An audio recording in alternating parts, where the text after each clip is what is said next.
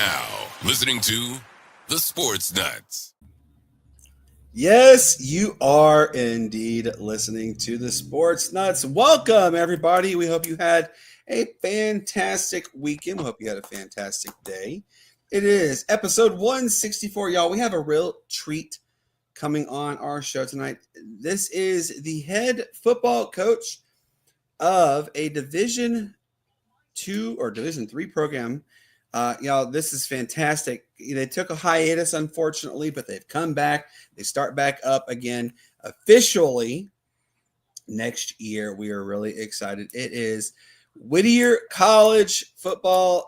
The Poets is their name. We're really excited. But before we go to him real quick, my man sitting directly above me, Brian Pettit, man, how are you doing? You got right again. I'm doing good. I'm upset about the NFL trade, but that's a time for another story. What's going on, Brian Pettit? How you been, man? I'm doing good. Just had a lot of little things going on today, so it's been a crazy day on a Tuesday. So hopefully everything will turn out better tomorrow. You know, trying to get over a little cold and all kinds of other stuff that was going on this morning. So, it's been crazy.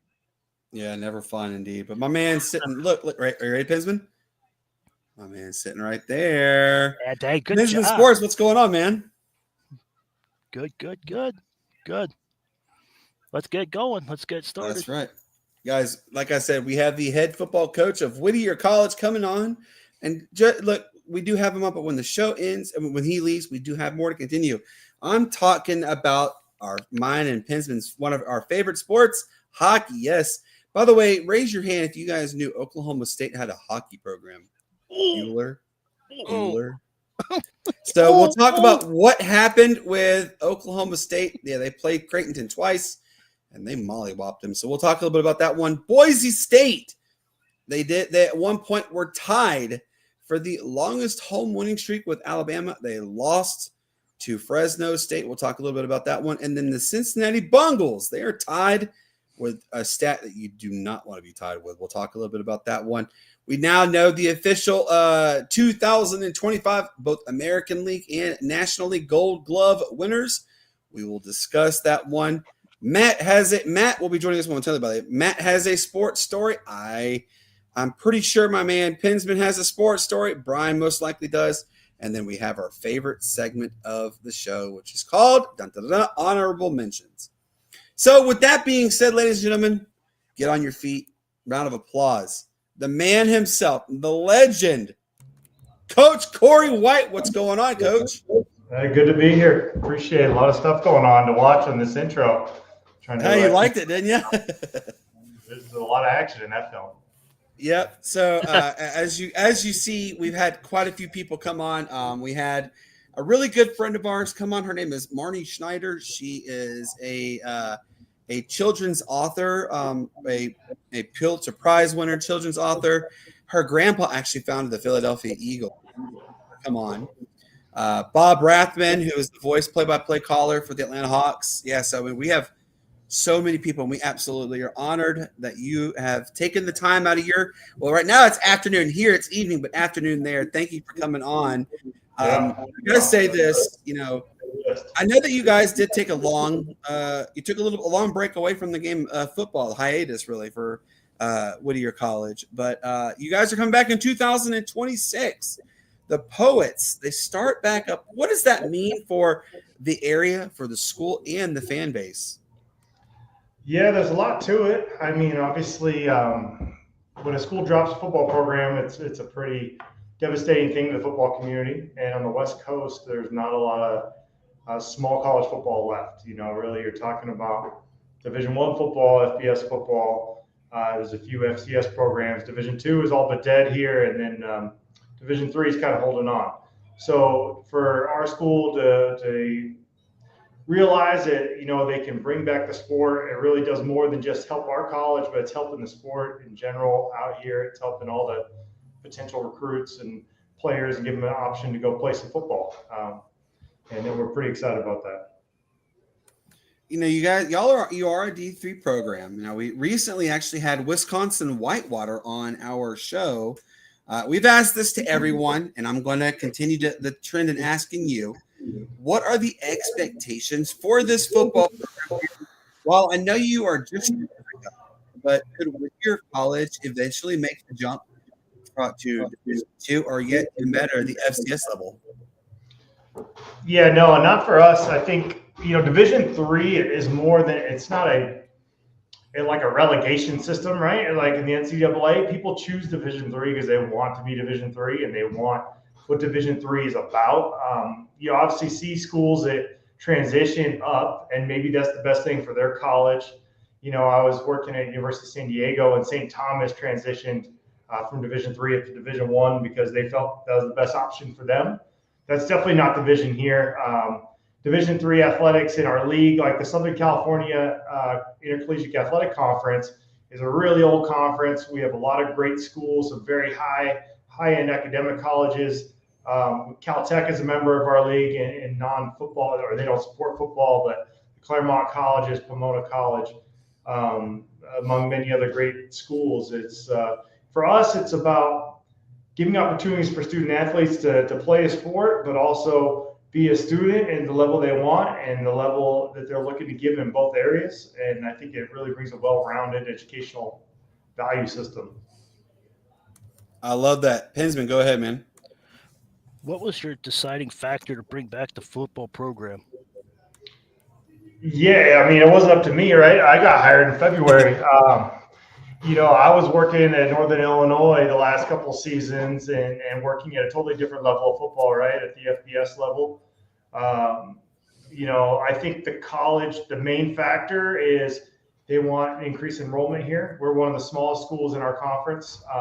But two is the alumni really were vocal when they cut it, and they were very, very vocal to bring it back. And the leadership of the college, there was a different president when they cut the sport, and the new president heard the message of the alumni of what they wanted.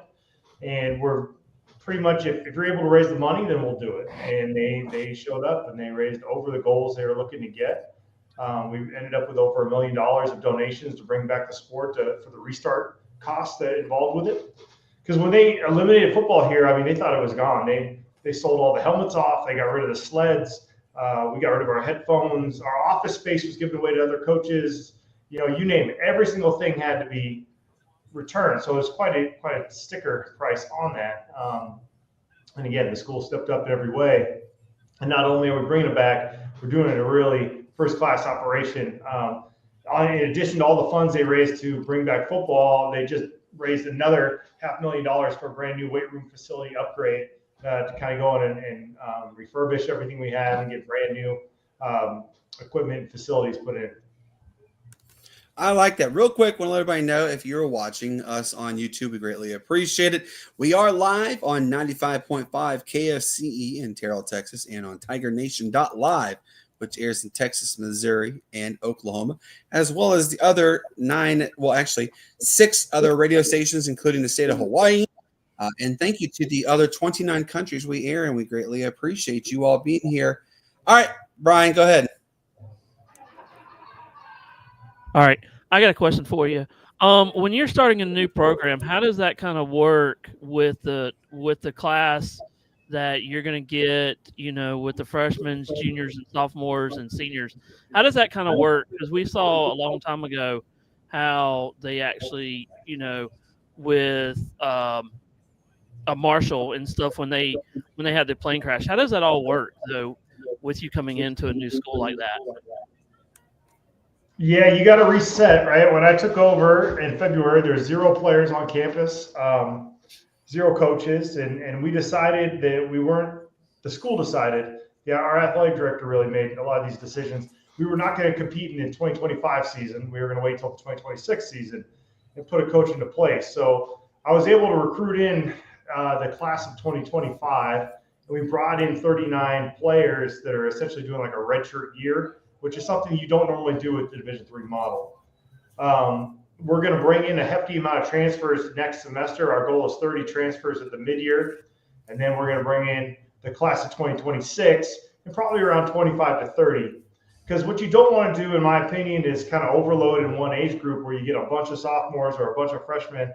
And you really need to maintain some differences in the ages of the guys that you have, so that not everyone's going to graduate out of your program at the same time.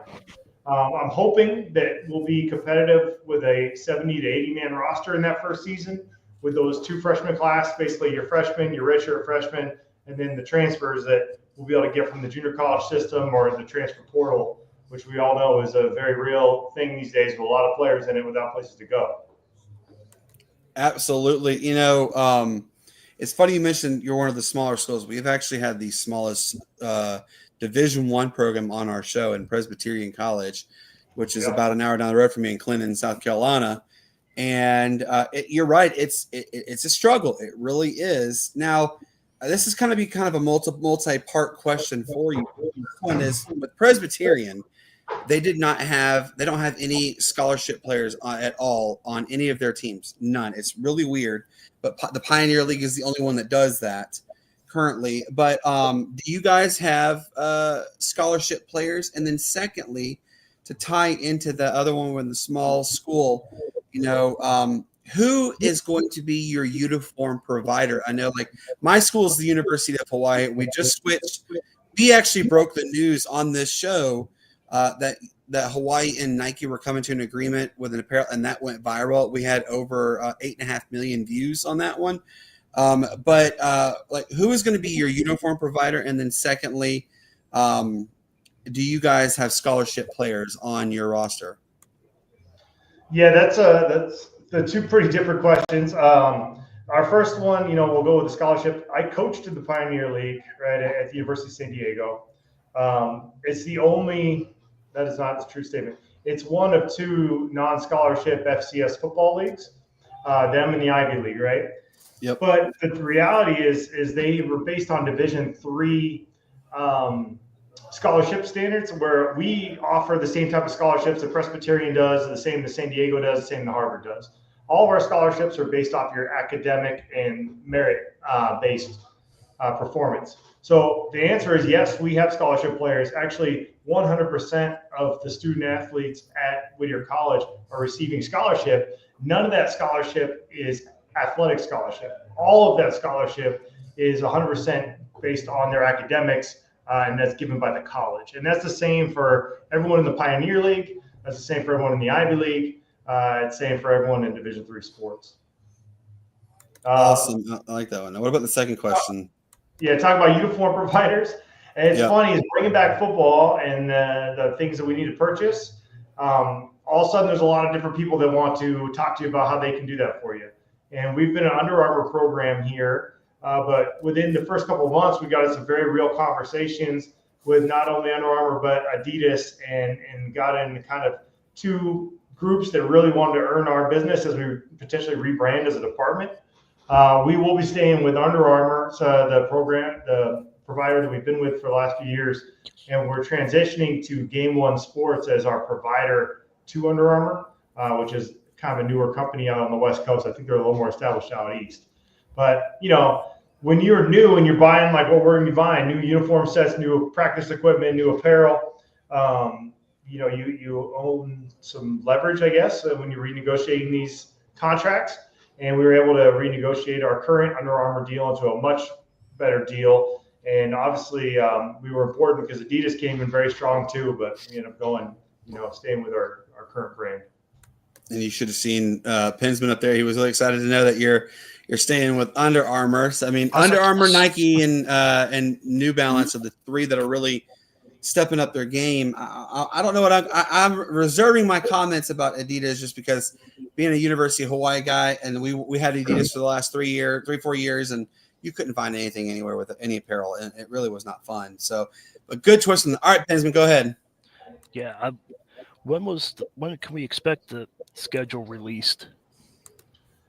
We actually just released it at a homecoming, so it's up, and it's actually the most viral presence the college has ever had. We got over 110,000 views on Twitter. We're over 30,000 views on Instagram. There it is behind me right there. Check it out. We got a 10-game schedule. You can find it on our social medias already. 10 games is the max you can play in Division III in the regular season. There's other programs that are restarting. I think they're thinking about potentially starting with a lesser schedule just because they don't feel like they're going to be ready for competition. That's not what we felt like was our best interest, and we wanted to play all 10. I mean, you don't get to play football long enough as it is. There's no reason why you shouldn't play every game that you can possibly play. And you're trying to sell this, Division III experience to these families, that we need to be on the field as much as we can. So 10 games, 6 at home in season 1, 8 of them in Southern California. It's going to be a great schedule. Ladies and gentlemen, we have our other co-host, Mr. Matt Thomas, has joined the Sportz Nutz. Matt, I know you're coming in late, but go ahead and ask your first question to Coach Corey. Yeah, guys, sorry I'm late to the party, man. You know how things go, man. Technical difficulties, we're going to leave it like that. Coach, hey, man, once again, I know Brandon probably already said this. I just want to reiterate it. Thank you for coming on the show. We really appreciate it, man. You're doing a heck of a job, and we're happy to have you on, man. We're giddy to have you on. So, excuse, like I said, I'm late to the party, so excuse me. I haven't asked anything that hasn't been asked before. If I do, just tell me, and I have plenty of questions for you. So I got you. I got plenty of answers. We can throw them out. So pretty much, you took over a program that's been rebuilding. Can you tell us what your main focus what's been your main focus in changing the culture there at your school? Yeah, I think it's not so much changing the culture as creating the culture. If you look at the history of Whittier College football before it was dropped, there was a problem. Like they hadn't had a win here since 2019. They dropped the program in 2022. So there was some hard times. And during my interview process, I had a really good job, and I didn't need to leave the job, but it's something that really appealed to me to be able to rebuild from the ground up. As I kept asking the administration, like, what's going to be different? Like, they had this slogan they were throwing out there in the interview process from the college of, we're going to bring it back better. And I had to make sure they knew what bring back better means. Like, you can't say one thing and expect, and do something different. And you can't expect to do the same things, expect different results, because things had not been right here for a while. Mm-hmm. So, for me, it's creating the culture, and very big about this first recruiting class that I brought in is making sure they understand how we're going to work. And understand what the commitment is. It's Division III football. This isn't a club. This isn't you show up on the weekends and you leave. And already some of the players I brought into the 39, we've dismissed some from the program because they were not invested the way that we were looking for them to be invested. Wow. I was very clear with the guys we brought in. Not everyone's going to make it. Like, we brought in 39 guys. I'm like, look, the reality is not all of us are going to be there on that first game. Some of you guys aren't going to make it. Some of you guys aren't going to be able to live up to the expectations that we're going to set for you. But the ones that do are going to be in a really good place and going to help us win. And so far, it's going really well. Go ahead, Matt. Next question. All right, Coach. So can you kind of tell us, I know you alluded to bringing in new guys, but can you kind of tell us how the buy-in has been from your players since you took over, and who's really emerging as the leader in that locker room? Yeah, I think, I mean, from my observation, it's been extremely strong. There's guys that are halfway in, halfway out, and those are the guys we asked just to get on out, right? Okay. And I don't have a lot of time to talk somebody into fucking playing, someone into playing for me. Pretty much. You want it or you don't, right? And so, and the ones that are here, it's very strong. I don't want to mention a lot of guys by name as they go forward. We're still establishing a lot of leadership and positions. Okay. We are in the 4th week of our 3rd block of strength performance, and the great gains I'm seeing in the weight room from these guys, their body weight, the things we've been tracking, whether they're trying to gain weight, lose weight. Everyone's got different personal goals, but the number one goal for every college football player is to be bigger and stronger, right? And all these guys, bigger, faster, stronger, they're trending the right way. Brian, go ahead, man. I got to turn on my mic here. I got another question for you. What is your – well, let's say that. What are you going to think when the first game hits? What do you think that your emotion is going to be when actually you're going to be the first season into the game? What is your emotions going to be like? And what do you think about game day, though, on that day? Yeah, I would like to think that I'm going to be all right? I think the one thing, if you knew me, I'm pretty even-keeled most of the time. I don't get too over the top or too down low. But I know around this college, it's going to be a lot of excitement. That first home game is going to be something that the school probably hasn't ever had, like the kind of environment that's going to be around it. This college has got so much history of football, and you guys maybe not aware, like George Allen was the head coach here, Don Coryell was head coach here, Richard Nixon was president, played football here, graduated from here. In the 50s and 60s, this football program played UCLA regularly, would play Arizona State. They're competing at a different level and winning. So in that time, again, that's ancient history, right? Football was a big deal. And a lot of those alums who are, nearing the end of their time here on the planet are the ones that are very passionate about trying to bring back this football program. And you see the energy in their faces when we bring it back, when I meet with them at different alumni functions. I know that first game day is going to be a wild event on campus. It's going to be an environment that you're going to want to be at for D3. Matt, you get the last question. Go ahead. Okay, Coach. Hey, when it comes to recruiting at the D3 level, can you tell us what type of player fits the culture that you're building? Yeah, I think the first thing you want to look for is obviously academics. Is a kid a serious student? We're a small school. It's 8-to-1 student-teacher ratio. I tell kids all the time in the interview or in the recruiting process, not only does the professor know that you're in class or not, but they know if you're engaged. Like, you can't go through the motions here academically.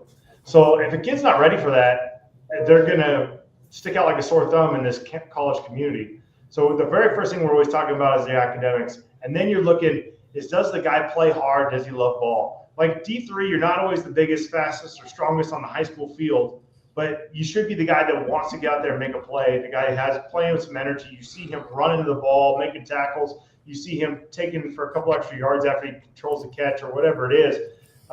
He just wants to play. You want that passion for the game.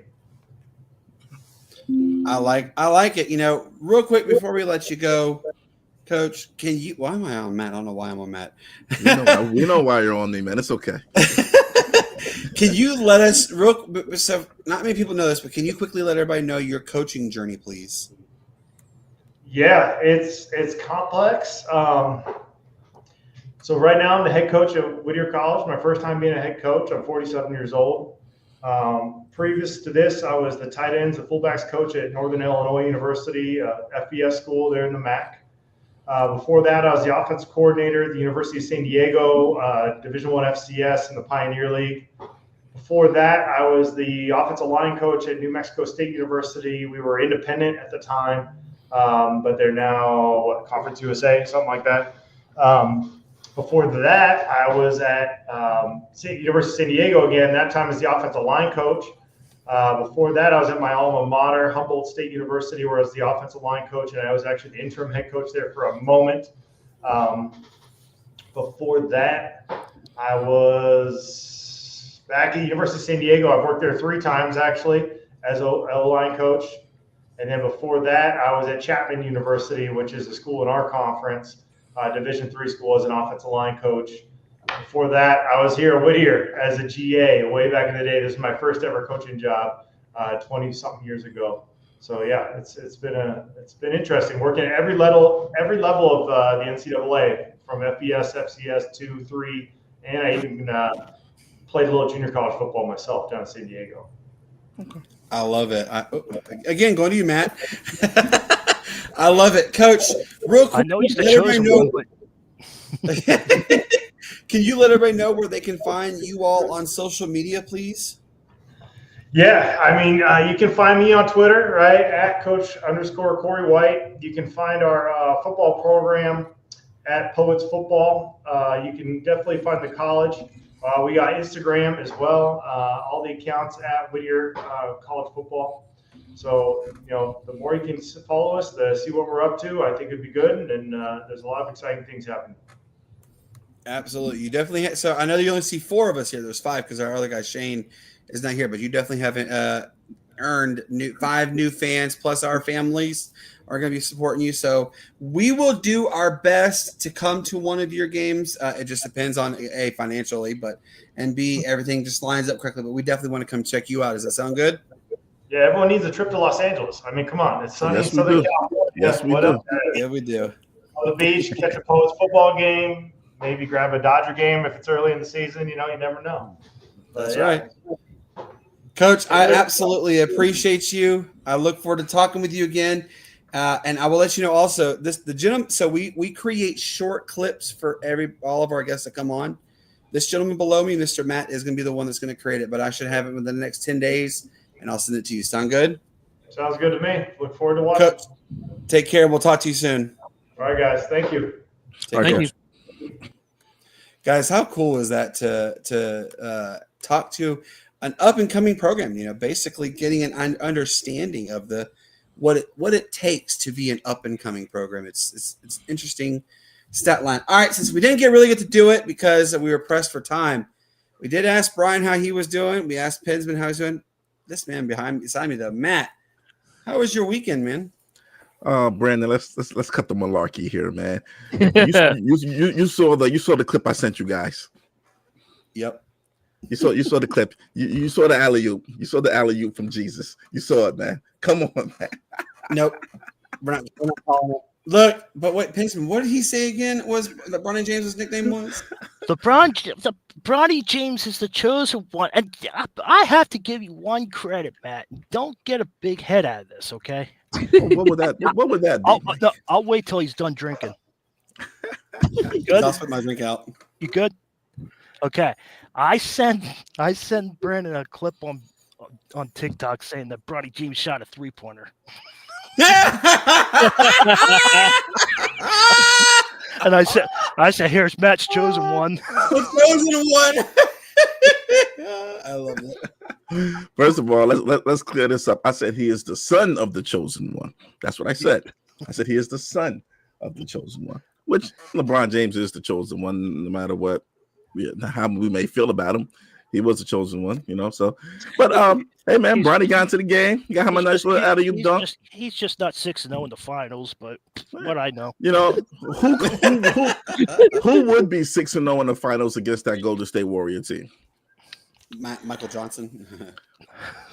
Yeah. Nobody. He didn't catch it. Wait, he didn't catch it. I said, I heard Michael Johnson, but I'm talking about the track runner that hurt his leg on the.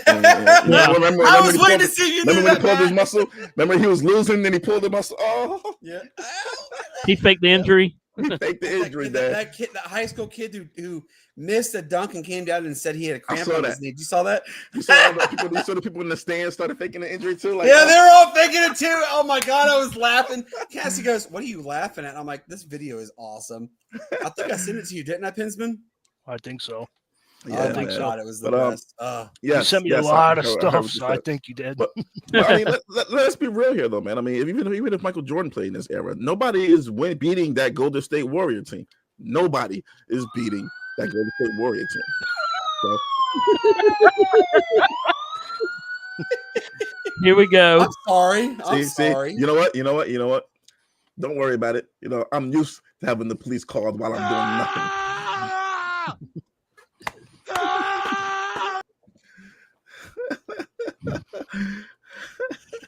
Matt, if you ever want me to throw the flag, I can throw the flag to him. Oh, please do. Please administer the flag ASAP. There you go. Oh. Brandon some sounds. Just giving Brandon a soundboard. That's one thing we do not want to do. I've tried to steer clear of that for the 2 years we've been doing the show. I got my soundboard up too, by the way. Brandon, can I ask actually on. Go ahead. What do you think of the NFL trade deadline? I ask a lot of people this. Is there something you liked? Is there something you didn't like? I saw a team that should have made moves that did not make a move. Mm-hmm. Mm-hmm. And they reside in this state. Atlanta. Can't. What's really even more bizarre, Matt, is the 1-8 New Orleans Aints made moves. Terry didn't cook. Terry didn't even microwave. You know what, though? I don't even blame him. I don't think it's him. I think it's higher than that. Wait. I'm going to hold this to you because there is a short. You said, and I quote, "We already know who Terry Fontenot is. He's just here to sabotage the team." I think this goes deeper than that. I don't think it's his fault. I'm just going to say that. I think it goes a level. I think it goes a level above him. You think Arthur didn't want to do anything? No, below him. Raheem Morris? Above him. Rich McKay. There you go. He needs to. Rich McKay. Look, we know him. We're friends with him, and I'm not going to say anything bad about him. But I have my reserves on what he's doing. Hey, real quick, we have a gentleman who would like to join our show. Matt knows him very well. Begins with the letter S and has MAN in his name. No. But all right, he's watching right now. Bring him on, man. I haven't talked to this guy in a minute. All right, I'm gonna email. I'm gonna tell him. I haven't talked to this guy in a minute, man. I got a question for you. Now I got to hear about how his Bears are playing better than the Falcons. Oh, this is gonna be. Hey, what about my team? My team is actually winning right here. Quit whining. What? Who's the your team? Who's your team? Come on. Who's your team? This is the 40 San Winers. Francisco Niners. 40 Winers. 49ers. Winers. The 49ers. I mean, Winers. okay, like, are we a real fan of the 49ers, or are we just one of the bandwagon? No, he is. fans He is. I've been a 49er fan since the late 80s. Since they got Brock Purdy. They got Jones. Mike Jones. No, sorry. And they got MCM. So, he's actually staying healthy for the first time. Brian, answer this question quick before when Brennan's doing this. Did you like him during the George Seifert and Steve Young days? Yes, I did. Okay. You have to Angelo give him, Montana, you have Jerry to Rice. give him you have to give him credit, Matt. Okay, Brian. He started naming names. Okay. Wait. Now you guys can get off of me with my age thing and go on to Brian for that. I try not to make fun of your age at least once. Because you're my age. That's why. I know. Hold up. All right. Am I the youngest one on this panel right now? Yes. You're 40. Oh,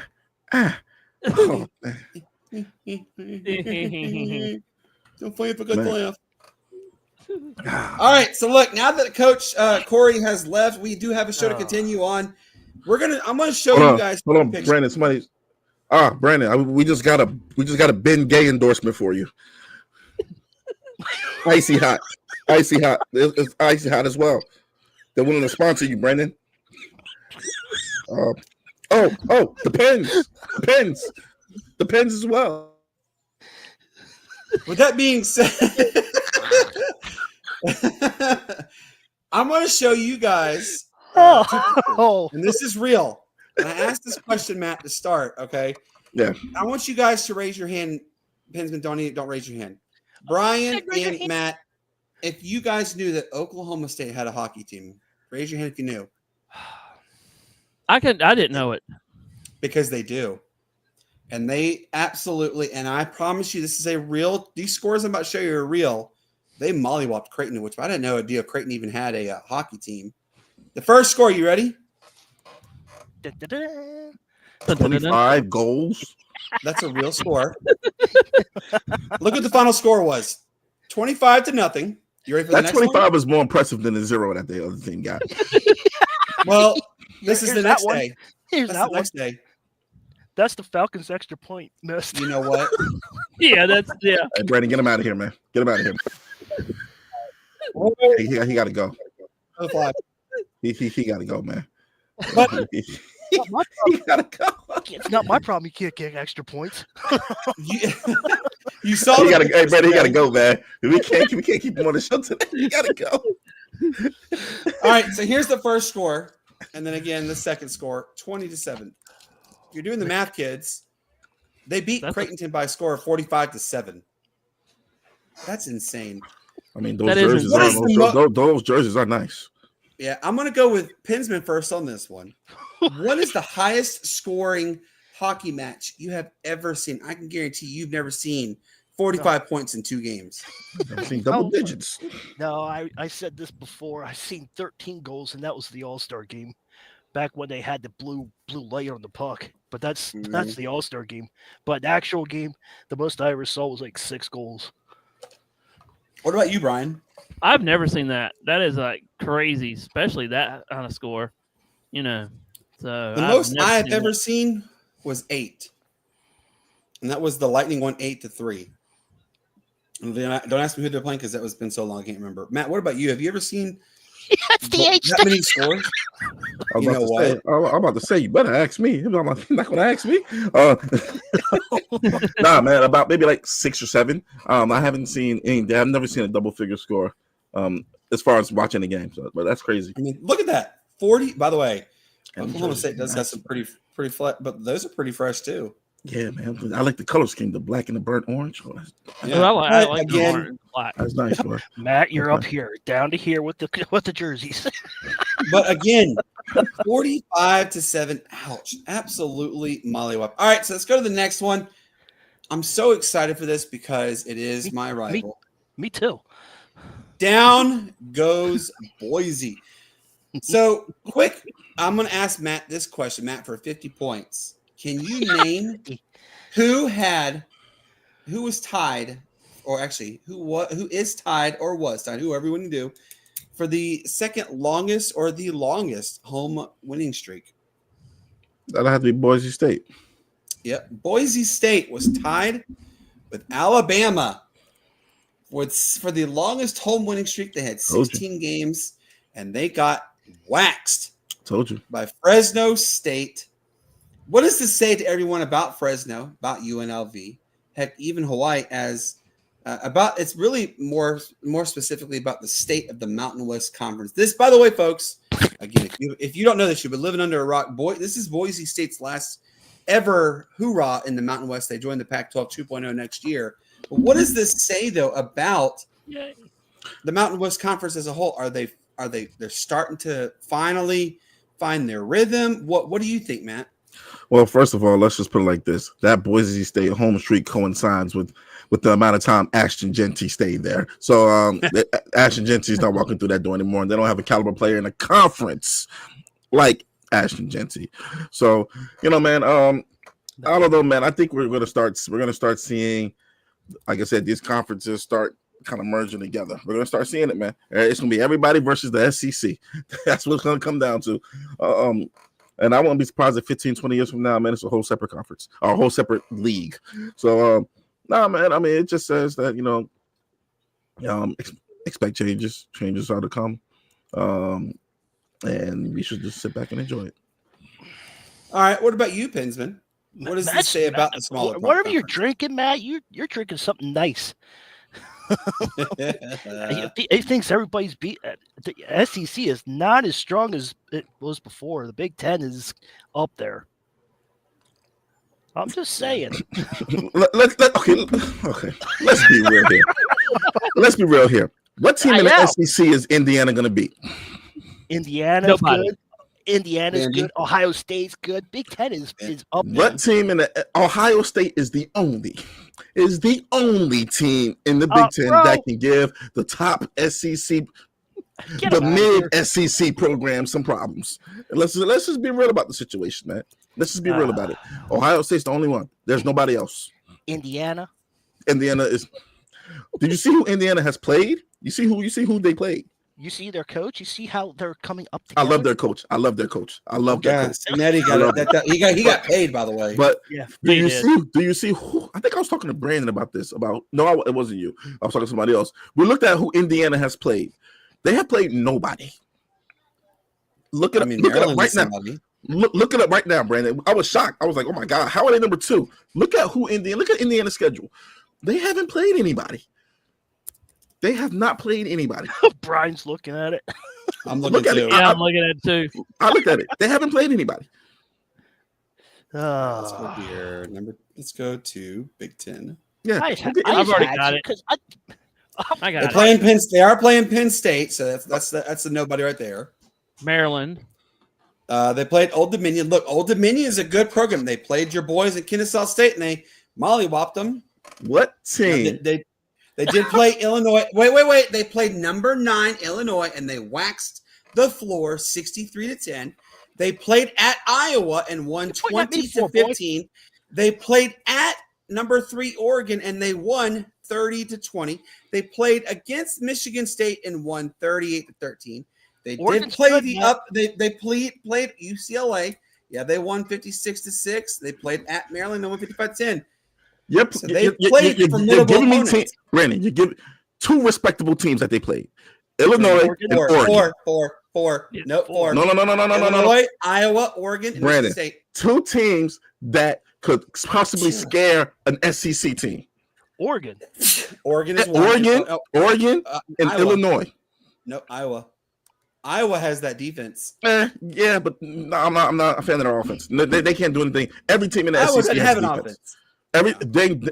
All of the top teams in the SEC have a defense. So what? They all have offenses too. No. They haven't played any team that rivals an SEC top 10 team in the SEC. The top 10 teams in the SEC. They have not played anybody on that level except for Oregon. And I would give you Illinois. 4. All right, you ready for this one then? Let's just say they. All right, we go all the way to the. That's not happening. First round. Let's say we're going all the way to this college football playoffs. All right. Yes. Indiana is having to face Vanderbilt. Who wins that game? Indiana. Do we? Indiana. Yeah. Is that? close. Are you? Can you 100% certainty say they're going to beat Vanderbilt? Easy. Yes. Hands down. You can say with 100% certainty. Yes. The same Vanderbilt that gives Alabama problems. It's Bama. Vanderbilt gets everybody problems right now. I mean, heck. Exactly. But yes, I think it would be like a 28-4 to 21 kind of matchup. Okay. Now let's go to the next round. You don't want to compare. Why are you comparing it? Why are you comparing? No. Now let's go to the next round. No, Vanderbilt is a formidable SEC. They are. Don't compare Bama. Bama's not as good as they used to be. No, but Vanderbilt gives. Vanderbilt gives some problems. Alabama struggles the same Bama every time. Yeah, the same Bama that just beat Georgia. The same Bama that beat Georgia. Yeah. All right, Georgia- I got something for Georgia's y'all. not who they I got used to something be. for you. Oh, All right, here you go. talking. There's Brian. stat- Yeah, you ready for this? Here's Okay. Stat Wizard. Stat man. Da-na-na-na-na-na-na-na. Sorry, go ahead. All right, you Stat ready? Man. The 20 victories. All right, you ready? This is Indiana. The 20 victories since the beginning of the 2024 season are the most in any 2-year span in the program history, and ranked tied for the number 2 national over that span. The 14 Big Ten wins during the span, also the most in 2-year stretch in IU history. So there you go. I love their coach. No, So I that love was their a coach. good win streak right They now. are doing. I love things, their coach. I love the way he answers the questions. He talks like they're supposed to be there. I love But the here's the next coach. question on that though, Matt and What's Brian and Pinsman. Right. This is year 2 of Signetti's dominance. Okay, year 3 is when you should realistically start seeing all of the players you have recruited. Every single one of them is there basically now. Could we? It's all going to depend on if we see a 3rd year consecutively of Signetti dominating. Then we can start to sit there and say, oh, maybe Indiana's for real, because we all know what Indiana is known for. And if you don't, again, you're living under a rock. It's basketball, the Indiana Hoosiers. And if you know what, if we see Underwood, not James Underwood. If we see, Are you bringing my quarterback in there? Hey, Yes. it's gonna be his league next season. I'm giving praise to your quarterback. About time. About time. so Somebody we will does. see. We will see on that one. All right, let's go to the next one. This is absolutely the craziest stat. Matt doesn't even know this stat. This is a real stat. And Matt, I'm going to make you read it too, okay? Look at his face. All right, Matt, read it. And what does it say? Oh, I know. They said this on the broadcast when they lost that game against. Bengals first team since the '60s to score 38 plus points in back-to-back games and lose both games. I thought the Falcons had that record, but okay. All right. Bengals just broke it. That's a terrible.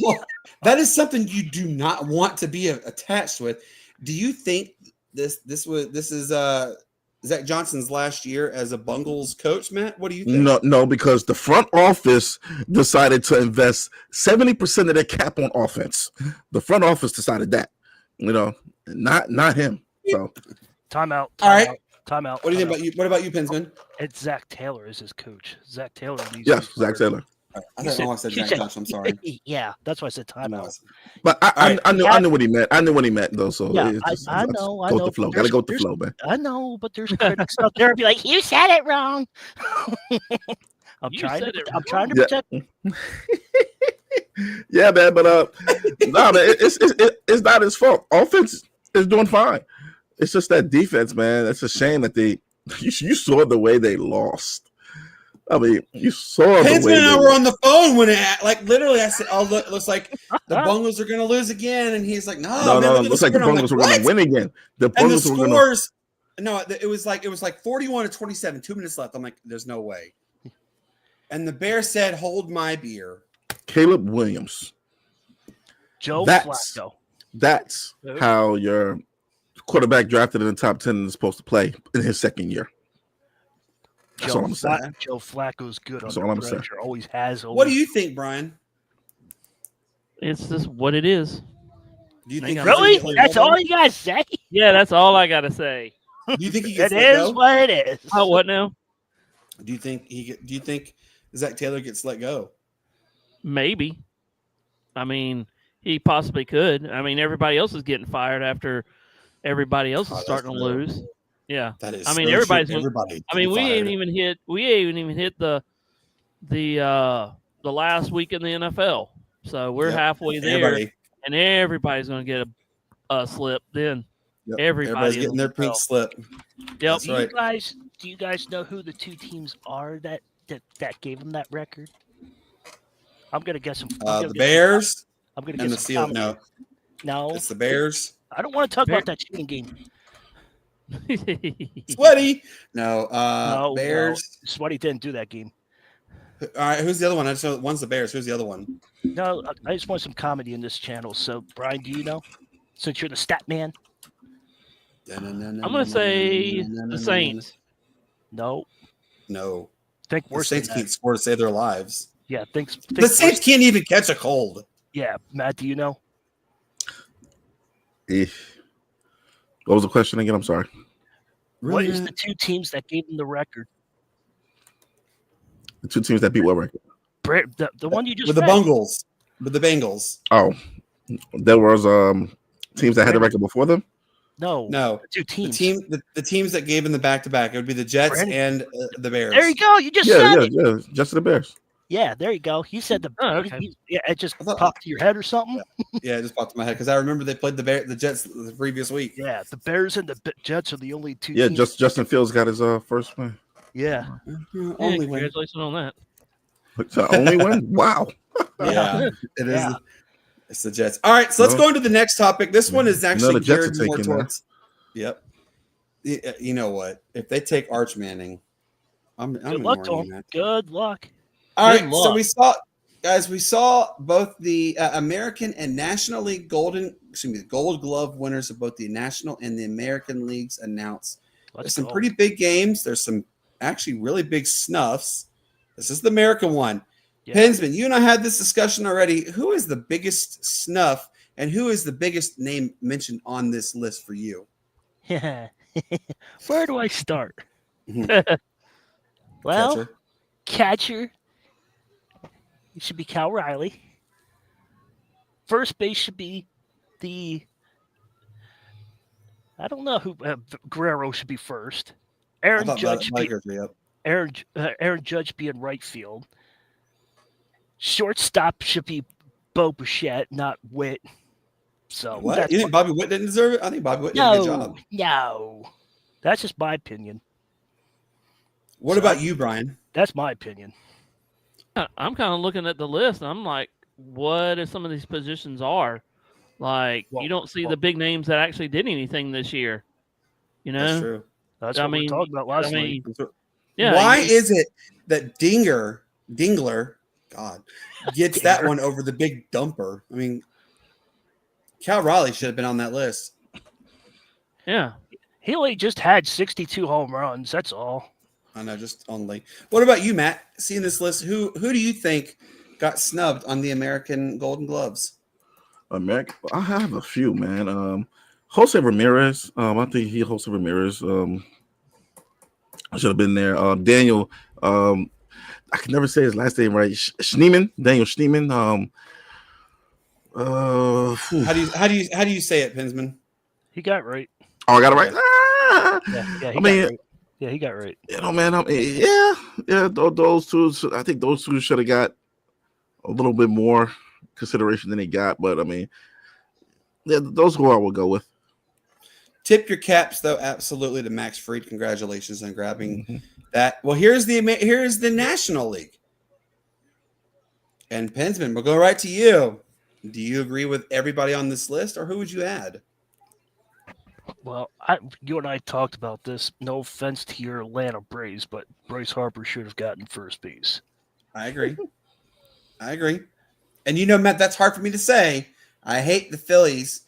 I hate Bryce Harper, but Bryce Harper, and Pensman and I talked about this too, Matt, earlier also. I said the Yankees really need to absolutely, go gung-ho after getting Bryce Harper, because Bryce Harper, as much as it painstaking, he's a darn good, high-quality player. He really is. The Yankees or Dodgers, it'll be one of them that'll get him. Yeah. Nope. But as you see the list here, what do you think, Brian? Yeah, where is Brian Harper, though? You got congratulations to the 3 Cubs that have actually made it. Congratulations to them. Yeah, you see that? Yeah. That was almost That's the whole crazy. National League All-Star game. Yeah, literally, it's Yeah, almost the exactly. entire Cubbies organization gets mentioned in the Gold Gloves too. Yeah. Well, wait, Well, Brian, congratulations. don't you have this little flag? Wave the flag, man. Yeah. Don't you have a blue W you want to wave? Yeah, there you go. No, Yeah. No, wave the close flag. no. The big W? Yeah, the win. Yeah, the win flag. Win. The It's big gonna W that switch. floats. Yeah, I know what you're talking about. There you go. And this Yeah, is this for one. all those Cubbies. It's going to He's switch getting the it. screen then. All right. Yeah, but Brandon, Brandon. the Cubs, it's like a squirrel finding a nut sometimes. And so the squirrel of the Cubs found the nut. So And there he goes. Up, here it comes. Maybe. Maybe it's not there. Maybe. look at the okay. beautiful sky. That's a beautiful No. skyline there, though. I'll be All kind right, of guys. scared if I saw a sky like that. I'd be like, what is coming from the sky? I'll be scared. I saw that. All right, so now comes the best part of the show. Matt, you have a sports story you want to share there, by correct? I do. Let me Kinda. blow them up. Here you go. It's nothing crazy. It's nothing crazy. But today, we saw some moves that were made. And nothing says, less tank better than training away your 2 best defensive players. And we saw that today. We saw that as the New York/New Jersey Jets traded away Sauce Gardner and Quinnen Williams. So let's talk about these teams that they actually went to. They went to Super Bowl. Well, you know what? One of them went to a Super Bowl contending team. There you go. And that one that went to Super Bowl contending team would be Sauce Gardner, who went to the Indianapolis Colts. And that is crazy. You look at the Colts, who are about 8-9 years removed from Andrew Luck, just walking away from the game because they had the poorest offensive line that we ever saw. And the moment he retires, I actually no. the I best think offensive Houston line known to man. Texans had the worst offensive line because David Carr spent more time on his backside than he did throwing the ball. Not that Colt offensive line with Andrew Luck there was terrible. It was terrible. Granted, that David Carr one was putrid. It was putrid. But this Andrew Luck one was so bad that it made him retire. It made Andrew Luck retire. David Carr retired right after that bad line too. Well, he retired due to injury. Because he had like 1,000 sacks on him. Andrew Luck retired because he was tired of getting hit. He was like, bump this. You guys are talking about bad lines, but you're not mentioning the Saints, how they have a bad line for the last We don't mention couple that team. of We don't mention that team on this We program. don't talk about So, that. It's still anyways, part. I know. You Anyways, talking about the you know. Saints is like me talking about the Ravens. now, as you look at the Indianapolis Colts, now they are primed chosen one. to contend for a Super Bowl. With that team that they have, oh my gosh. But now let's look at the other trade for the Jets. That was Quinnen Williams, who arguably a top 5 D tackle in this league. They pair him up with the guy that just got from the Saints, Kenny. I can't remember his last name. They got the D tackle from the Saints. From the Packers. Kenny In the Clark. Micah Parsons trade, I can't remember his name. Kenny Clark. Kenny Clark. So now they pair up Quinnen Williams with Kenny Clark to give him probably the best interior pass rush, run stopping big man duel in the league. That's a scary D line right there with the Cowboys. And you can't fault them for that. They got Quinnen Williams. So hopefully the guy the Cowboys can stop a nosebleed now. No, and catch a cold right in front of them.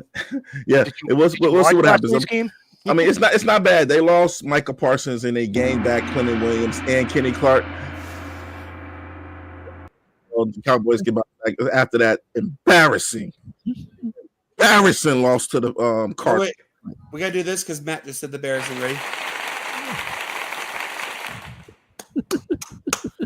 Oh gosh, I thought he was coming, boy. I thought he was coming. I thought Snowman was coming. But he was too. I messaged him and I said I sent you the email. So man, I emailed you the link, man. You don't have much time left. But yeah, man, that's kind of my story. My story is just kind of want to harp on the trade of the Jets finally tanking, but the Jets get draft picks back. They got first round draft picks for both of those players, so we're looking for the Jets to stack up. Luckily, they'll You know what the Jets are going to do, though, Matt? They're going to have 55 first-round picks. You know what they'll do? Whoa. 55? Trade them all. Yeah, they'll go get 55. 55. They'll go get 55 first-round picks, right? What they'll do? They'll trade them all for a kicker. Yeah, man. Well, on a good note, the Falcons released their kicker today and picked up Zane Gonzalez. But also, did you see the numbers, though, for young recruit? 89. He was 89.4% accurate. Ready? Look how happy that is. Parker Romo. Okay, Matt. Parker Romo was 85.4% accurate. Zane Gonzalez is 80% accurate. We went man, trash to get trash. But Zane Gonzalez will hit them high pressure kids because he's been there before. He also has OCD. Did you know that? I don't understand why we don't pick up Rodrigo Blankenship. I don't understand what we're doing. Why we won't pick him up? The old UGA kicker. Because Atlanta doesn't know how. You know what? I'm going to bring back a term that everybody knows so well. Brian knows this. Atlanta is Clemsoning. That's what they're doing.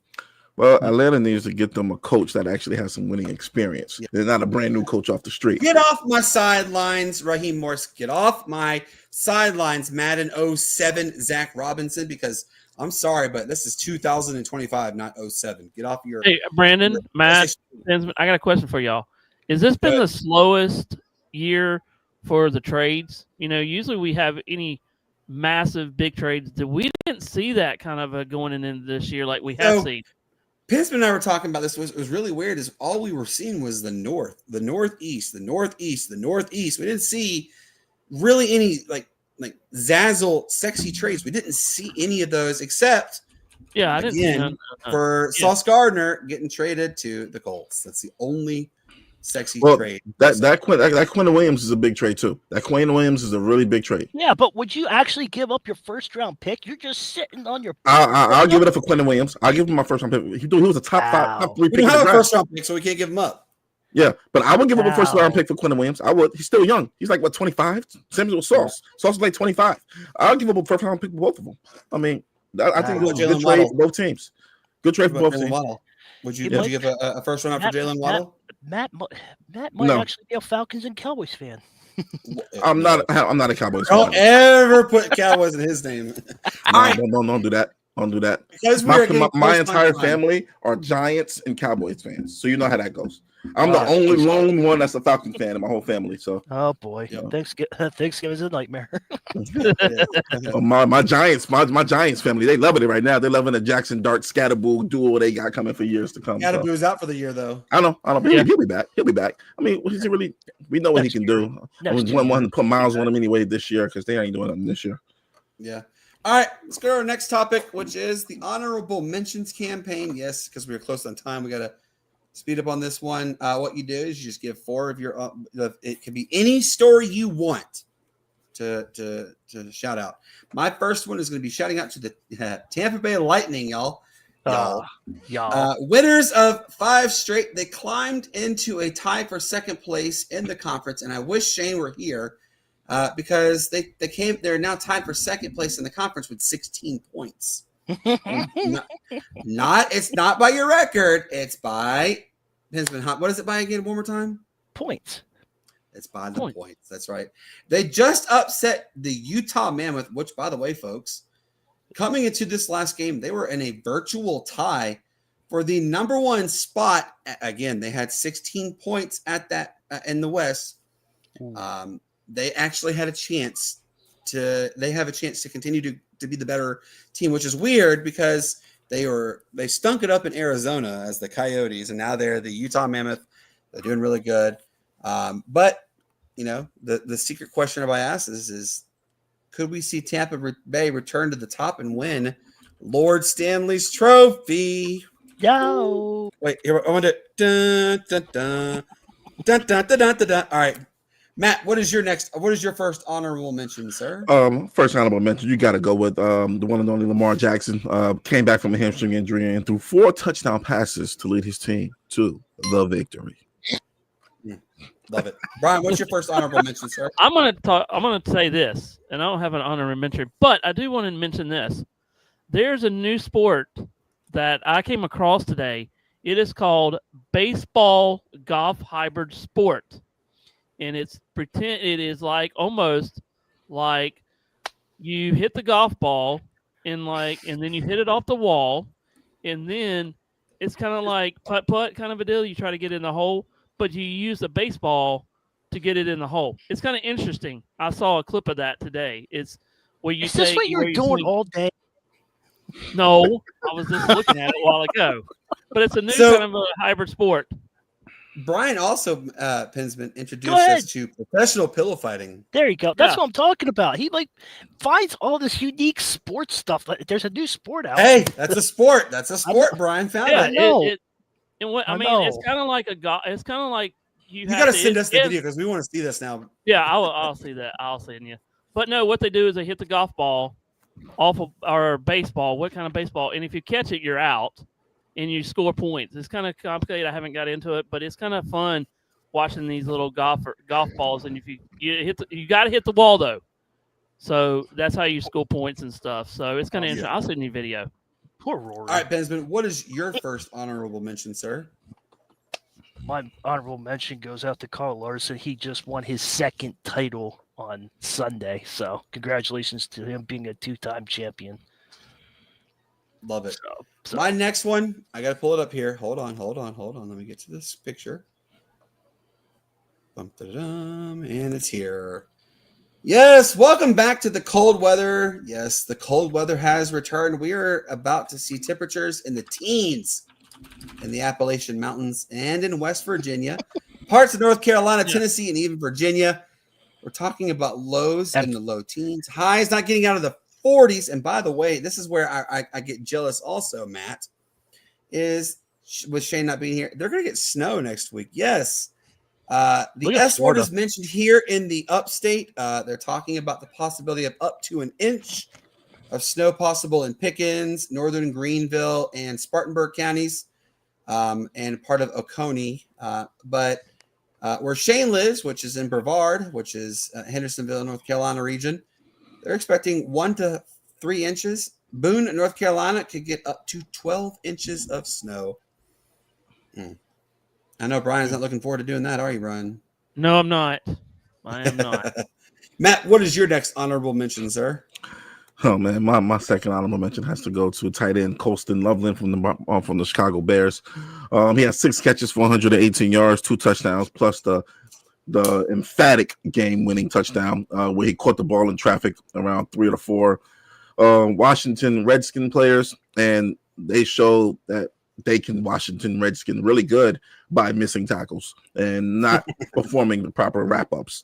And he trounced himself all the way down into the end zone for the win. So shout out to Coastal Loveland, rookie tight end or wide receiver, whatever position he plays, like a hybrid. He's like a Kyle Pitts kind of thing. Much respect to him. I have a one for the Washington Commanders, so nobody talk about them because it's I know. Yeah, I think you guys know what I want to mention, but we'll talk about him in a minute. Brian, what is your next honorable mention, sir? I got to give it, like Pinsman said, Kyle Larson. He did a great job. You have to give it up to Denny Hamlin, who was running first with 4 laps to go, and they threw the caution. And you got to give it to the other drivers also. So congratulations to him, like Pinsman said. So Pinsman, what's your next honorable mention, sir? Well, he's not on my team, but I still respect him. And his name is J.J. McCarthy. 14 for 25, 2 touchdowns, 56% 82.6 QB rating coming off the injury. Not as good as Lamar, but we'll take it. But JJ McCarthy, I respect you, boy. So keep up the good work, bro. I love it. All right. Next one I'm doing is tied for Matt. Welcome back, college basketball. Yes. The 24 hours of college basketball has been on and it's been popping. Yesterday was 169 teams played. Today was 140. But how awesome is it to say that college basketball? By the way, I got another one to tie on this too, Matt. You ready to hear this? Yeah, Shout out to Division II Hawaii Pacific University. They go in to Boise, Idaho, and they knocked off Boise, Idaho, a team who was slated to rule the Mountain West Conference in college basketball, and they lost to Division II. Division II Hawaii Pacific, which, by the way, folks, they play their games at an old abandoned it's been converted into the university, but it's an old abandoned mall. That's what they play their basketball games, is in a mall. So shout out to Hawaii Pacific and shout out to college basketball being back. Matt, what's your next one? Go. I'm going to piggyback off of the college basketball, but I'm going to go in a different direction. I'm going to go with the freshmen of college basketball right now, as we have probably the most stacked freshman class since 2003. Like, this is a stacked freshman class. Andy Katz said the same thing. He absolutely did. And luckily, the Hawks are going to have 2 top 10 picks. And with that being said, we won't talk about AJ DeBansa, who'll probably be the first pick in the draft. That dude is a beast. I have to say, Matt, that dude is a beast. He is. I have never seen someone who, he's so tall, but he just patient. He's patient. That ball was beautiful. He waits for the pick, the screen. He's patient. He makes the right play, but yet he's confident. He has swagger. He had 21.6 boards as they beat the Wildcats. Also, Arizona, they have a big man named Koa Pete. He dropped 30 points against the number 3 Florida Gators, but he has an old school game, real old school game. Yep. Reminds me of Carlos. Who he reminds me of? Who? Arvydas Sabonis. Yeah, real old school game, man. He was the high school's Mr. Arizona for basketball. He dropped 30 points in that win, man. Also, Kansas. Kansas probably has the best guard prospect since what did they say? They said the best guard prospect since Kobe Bryant. And Darren Peterson. His name is Darren Peterson. Get to know him. What about Boozer's son? Boozer's son. I don't think they had their debut yet. They did have exhibition games where he dropped like 30 and 20, but I think his debut will be either today or tomorrow. But also, got to give a shout out to Carmelo Anthony's son, Kean Anthony. Came off the bench, 15 points, 3 boards, 3 assists. Showed a nice, good scoring touch. Way better than Bryce. That's all I'm going to say. Cameron Boozer. Did you just say Bryce James? I say he's way better than Bryce James. Keon Anthony and Bryce James are the same age, same class. All right. So at 8:44 at night, at 1 minute 9 seconds and 7 or not 1 minute, 1 hour 9 minutes and 10 seconds, Matthew Thomas just said Bryce James is not that good. When did I say that? Sorry, I had to say that. Anyways, at 109.7. There you go. Anyways, shout out to Keon Anthony, man, in his official debut. Like I said, he scored 15, 3 and 3. He stepped up when a starter got hurt, showed poise and readiness. Showed like he has the same offensive touch as his dad when his dad was at Syracuse. So shout out to Keon Anthony. Guys, this freshman class is going to be ridiculous. It's going to be ridiculous, man. So I'm just sit back and prepare for it. But also, I also want to bring light to something real quick that Brian touched on, and that was Denny Hamlin. I don't think everybody understands the severity of what happened with him. But how long has he been racing? For about, 20 years? Something like that? 16 years? Something like that. Yeah, and he's never won. He has never won. He was in the lead. He led for over 200 laps, and he was about to win. And then he had a caution. And with people that don't know, that means they have to stop all the drivers and reset them. And he ended up finishing in 6th place. So, man, I think the rule is I think that's gonna change end up making NASCAR change the rule. They're gonna have to do something. So, but for people that aren't too educated on it. Can you tell them why they don't reset everybody back in the place that they were when they stopped them? Yeah, Brian, why? Why did they not? What are you talking about? Like when they stop? So when the caution comes out, everybody. I because thought they got a the thing pit where stop. they freeze all your positions. They freeze before they get back to the caution because they don't want any more wrecks like they used to. Mm-hmm. So they freeze the field so they'll know, because they used to have a lot of wrecks going racing back to the green. I mean, the caution. So they took that away, and then they kind of said, well, we'll do it this way. So you race until the lights come on, and then they'll come around, and that's how they do it. But when you pit stop, it's free game. It is free game. And Denny Hamlin, with all the cars that were behind him, did 2-tire stop. And that's how they won, because he only took 4 tires instead of 2 tires like everybody else did. And that's why, and he couldn't get back to the front. So it's kind of a misjudge on that, because, I mean, with all the spotters and everything, you got to know, like, you got to take on 2 tires because everybody else. You got to take the strategy out of play. And so he did it to himself pretty much. He pretty much did it to himself. Okay. The guys on pit stop cost them, some of that. But anyway, I just got this from ESPN. Let me change this over. YouTube's this. Back. Oh yeah, This is top. This is the college football playoffs have been announced. Yes. So there you go. That is the new playoffs. So there you go. And you notice Indiana's in there? Yeah. Here we go. But I just wanted to bring that attention to you. Look at Matt's face. Oh no, I don't see a team in there. That should be in there. Oh boy, here we go. All right. Anyway, moving on because we're except for Georgia Tech. Exactly. Why is Georgia Tech on there? Yeah. Whatever. All right. Lost to NC State. Pinsman, what's your next honorable mention, sir? The 76ers are my honorable mention. Keep it down, Matt. They are 5-1. So so we'll see what happens. They're beating the Chicago Bulls right now. So let's keep this streak going and we'll have fun. Brian, what is your next honorable mention, sir? I don't have any more. All right. That's okay. All right. My next honorable mention, Jaden Daniels, unfortunately, is on the injured reserve list and is done for the season. Prayers do go out to him. If you guys did not see that injury, oh man, dude, same spot, same spot, yes, same quarter, same exact spot as RG3.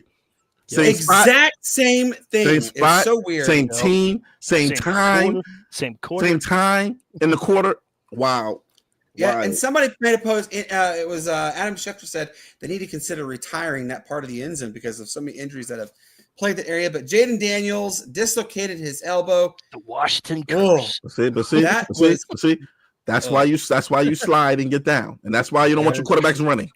Again. That was an absolute nasty. Oh, I saw that live, man. Nasty email. And when you saw that elbow just turn, oh man, I was like, and Cassie goes, yeah, he's done. She knew. Luckily, it wasn't his throwing hand, right? It was his left arm, right? It's his left arm, yes, but he has to have surgery on it. Oh yeah, it's a wrap. It's a wrap. Yeah. Ralph, it's good to see you. By the way, Matt, our guy Ralph is here. Ralph is actually, unfortunately, in the hospital. He is dealing with some health issues. So everybody, please keep your thoughts and prayers for our guy Ralph. Wish him speedy recovery. From what Pinsman said, he will be returning home on Thursday, right? He said the earliest is Thursday. He's going to try to get home on Thursday. Yes, Fingers crossed. Fingers crossed. Pinsman's actually going down to Ralph's area. So if you guys can, please keep our guy Ralph in your thoughts and prayers. All right. My very last one of them, I'm going to go to you, Matt, is shout out to Marshall's kicker, by the way. He's never touched a football until his sophomore year of college, which was last year. Y'all, at pre-game warmups, he was hitting 65, 68, 72, 75 yarders, and he was making them perfect. By the way, he's from Ireland. Congratulations goes out to Marshall's kicker because he's never touched a football, never been on a football field. He did play soccer over in Ireland, but congratulations goes out to him. Matt, what is your final or your next ones? Ooh, speaking of kickers, you got to give it up to Cam Little, man. 68-yard field goal. Crazy. That's on the other end of the. Remember, he hit a 70-yarder in preseason too. Yeah, but he set the record. He set the record in the NFL. Brandon, give it up with that 70-yarder. No, because Cam Little hit a 68-yarder this weekend. That's against my team, though. Give it up. It was. Yeah, we know. My last honorable mention, man. My last honorable mention is going to go to. I hate to say this. It's got to go to Tyrese Maxey, man, who got the NBA Player of the Week. He averaged 33.5, 5 boards, about 10 assists. Maxey's evolving into a superstar, man. He's evolving into a superstar. You're starting to come around. You're starting to be on my good the side. transition has to happen now. If Philadelphia was smart, the transition needs to happen right now. Embiid, who? He needs to be Embiid traded. And that's that. Nah, he got to go. It's time for the process to go, man. It's time for the process is stuck at 3 dots. Keep my name out your mouth. Process is stuck at 3 dots. Process is stuck at loading. You know how you used to remember back in the day, Brandon. Well, I don't know about these young whippersnappers, but when we had to play the game. Okay, so Pisman's my age. Brian's the oldest one here. Yeah. When we had to play the game and you put the game in, load it up, but it just says loading and it doesn't go past the loading screen. Yeah. That's the process right now, man. It's time for Joel Embiid to go. It's a wrap. This is Maxey's team now. This is Maxey's team. He can't be stopped, man. That kid cannot be stopped. You build around Maxey. You build around who's the other light skinned kid that paints his nails and dances TikTok videos? Jared. What's his name? Jared McCann. Jared McCain. He's nice. Jared McCain's nice. Would have got Rookie of the Year last year if he didn't get hurt. But you got Jared McCain, and then you got VJ. You got VJ. So it's time to build around that backcourt. Right, look at Brandon. Yeah, build around that backcourt and yeah, I know. I see it.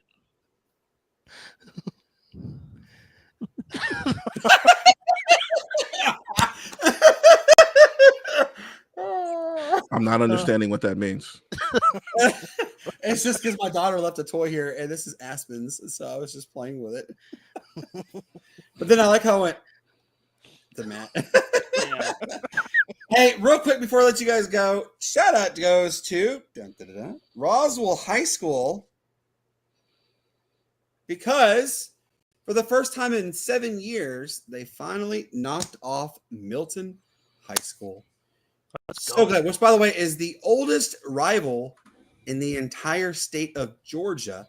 First played their very first matchup in the early 40s. So longest rival indeed. Congratulations to Roswell High School. By the way, Milton High School is the nationally ranked 8th best team in the nation. And Roswell knocked them off. Congratulations to Roswell. All right, guys. We have we had a great episode today. Real quick, let everybody know. This Friday, Matt and mine's favorite person is back on. The prodigal son, Abe Gordon of 92.9 The Game, is joining the show to talk about what else Atlanta sports and find out great clips we can get on Brandon about how stupid he can make remarks sometimes. Matt loves doing that. Next Tuesday, which is Veterans Day, we have a professional hockey team. Yes, the Biloxi Breakers. They're going to join us to talk about the hockey league. Our guy Pinsman is already jotting down the questions because this is going to be a big moment for him. Over here. Wrong way. No, it's a meteor on this corner. And look, I'm going to show you something, okay? That's how it looks on the TV. I know. I know. So that's how you guys are lined up on the TV. How come I can do it then? I have no problems doing it. Because everybody's below you, that's why. But then Friday the 14th, we do have an episode. It's 167. No guests. We're going to start winding down on the guests a little bit and just being with us like we always do. Tuesday the 18th, it is episode 168. And then Friday the 21st is 169. Do not forget, by the way, y'all, November 22nd, the Sportz Nutz will be at the Clemson Furman football game at Clemson Memorial Stadium. And then on November the 23rd, myself and the man sitting above me, Brian Pettit, we will be at the Furman Clemson women's basketball game at Timmons Arena. Yes, so if you want to come by and say hey to us, we would greatly appreciate that. Also, guys, I have some terrible news. On November, Brian James not the chosen. It's not terrible. On November 14th, I will not be here with you guys. That is my daughter's birthday. I'll be celebrating her 10th birthday. We having a little party. We'll sleep over with her friends and yada yada yada yada yada yada. I got a chaperone, so I won't be seeing you guys. Won't be seeing my beautiful face on November 14th. Hey Matt, I got one word for you. Have fun, and don't get beat up by the girls. I'll try not to. That's 2 words. Who am I? That's 2. Definitely 2. Who am I? Yeah, I don't know. We know. Guys, we've had such a fun episode. We absolutely thank you to everybody tuned in for our. How do you feel about the? Who is this? How do you feel about the Sauce trade? Real quick, how do you feel about it, Pinsman? Doesn't matter. They're not my division, so I don't have to worry about it. I already beat the Colts, so I'm done. What about you, Matt? Great trade for both teams. The Jets are gonna rebuild now, so look for them to grab Arch Manning. Since they have like 2 first rounders from the Colts and I think like 2 from the Cowboys for the next 2 years. So I think that's 4 number 1s for the next 2 years. So look, man, just they're rebuilding. I'd look for Arch Manning to come to the Jets. I got one for you. No. I'm laughing at this one. Chad Pennington's son is going to go to the Jets. Now, what's that kid? That kid that plays for Indiana, that quarterback. He's rising up. Mater, whatever. Yeah, he's rising up them boards, man. His stock is absolutely rising. Yeah. Are you hearing this? Indiana doesn't play anybody, but he mentioned Indiana twice. What's I got to do? Look, man. It doesn't matter. It's still an early exit for Indiana. It's still an early exit for them come playoff time. You know why? You know why he talks about it? Because he secretly has an infinite love for Indiana. I know he likes the colors. I love the colors. I love the red. I just said he likes I love the Indiana colors. I love them. You know, Bob Knight. I mean, they're so fascinating. You want to know something? Matt is the biggest bandwagon fan. He is a huge fan of the Seattle Seahawks, by the way. I am not a huge fan of the Seattle Seahawks. I don't know what bandwagon. If I was a bandwagon fan, Brandon, I wouldn't be so attached to these dang Falcons, man. I'll be on another team already. So that should tell you. That should tell you where my allegiance lie. No wonder he likes the receipt trade. That should tell you where my allegiance lies. The fact that I'm gutting it out with these Falcons after having we are going to lose on Sunday morning. We already know that we're losing. Oh, it's going to be a wrap. It's going to be a wrap. And then now you got Sauce Gardner there. Drake London shut down. So that it's a wrap. We're going to give Bijan the ball 5 times in the first half. I mean, that's just what we do. And then you know what Raheem will say? I got to fix my. No. He's going to say they out Falconed us. He's going to say they out Falconed us. That's what he's going to say. Sauce Gardner, and you can see your new kicker how he does. See if he gets an extra point. At this point, man, it's like, you know what? You're fired. And we don't even have our first round pick. But I will say, because you probably those 2 rookies look good. But the defense are doing really. They have 7 sacks, and you still lose. Those 2 rookies look good.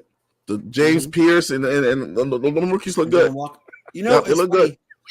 They literally said on the TV broadcast, they go, what we really need to do right now is you need to have James Pierce Jr. and Jalen Walker step it up. And what happens? Jalen Walker strip sack. James Pierce darn near returns it for a touchdown.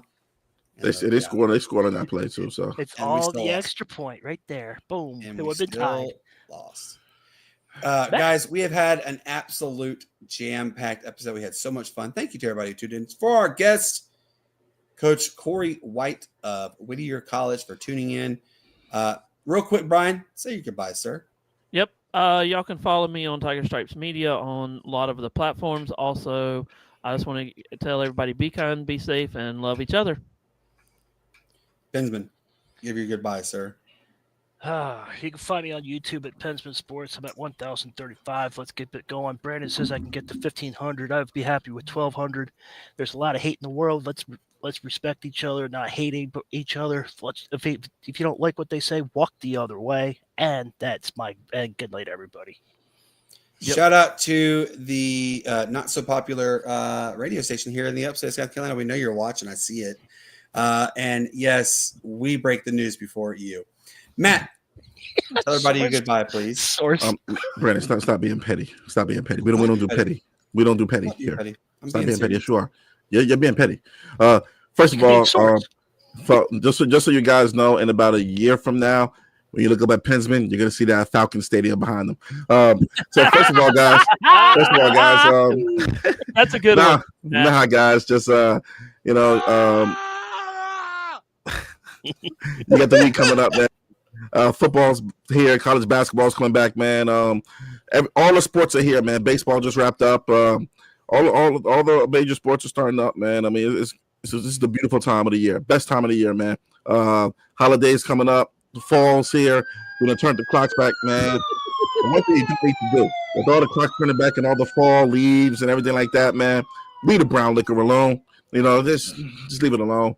Guys, just if you're gonna go out and drink, do it at the house. Don't get flagged in the game of life. If you're out and about, call an Uber. Call your friends. Call your girlfriend, husband, doesn't matter. Last thing you want is to be in the back of the whoops. Driving all the way up to the county jail and having to stay up there for the weekend or whenever you see the judge. It's not a pleasant sight, guys. So just go home. Go home and drink at home, guys. All right? Brandon, you're pointing the wrong way. Just don't get flagged. Don't get flagged in the game of life, guys. That's all I got to say. Don't get flagged. Play by the rules. You don't want to get this. Play the game. You got to play the game to succeed. You got to play the game and play by the rules. It is what it is. If you hear those behind you, your heart's going to be doing this. Giving this guy a soundboard is ridiculous. That's crazy work. I can't believe you gave the guy sound stuff. Now we got to deal with this for the next. Oh my God. Just think, season 6 is coming up. Hey, Steven, also, season 7's coming up real next year. This is really coming. And I'm only going to add on we just started season 5. We just started season 5. We got a while. We ain't gonna see season 6 to like. I know. I'm just saying. By season 6, you'll have this big soundboard and all kinds of toys. Pretty soon, man. And with the amount of episodes we churning out, man. Christmas is coming, so you never know. Season is gonna be a whole year. A season's gonna be a year. By the time we hit season 15, 16, that's gonna be the whole year. Whole year season 15. I know, but Christmas is around the corner, so he can get this big soundboard, and he has a lot more toys. Absolutely. But as I always tell you guys, peace up, A-Town down Weiss, the greatest sports city there was. Congratulations to Walt Weiss. The good old boys system has continued, and you are Atlanta Braves' newest manager. You guys have a wonderful evening. Thank you so much for tuning in. We greatly appreciate it. You guys have a good night. Enjoy this outro that Matt has made. Yes, guys. Good night.